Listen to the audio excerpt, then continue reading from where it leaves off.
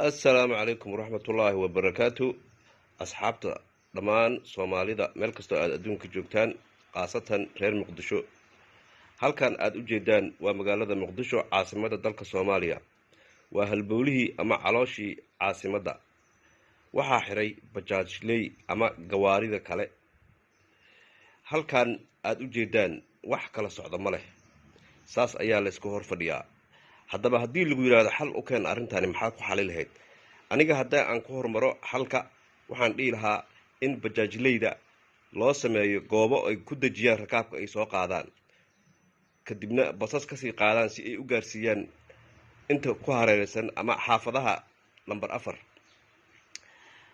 maadaama 10kii bajaajba ay wadaan 10 qofood, halka ay xirayaan ay yihiin ugu yaraan 50 tilaabo jidka oo isku wareeg ah.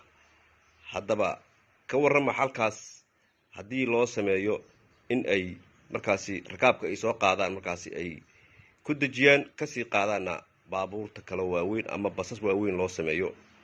adiga fikirkaaga waa muhiim, ka dhiibo xalka arrintan taagan maanta. Assalaamu calaykum waraxmatullaahi wabarakaatuh.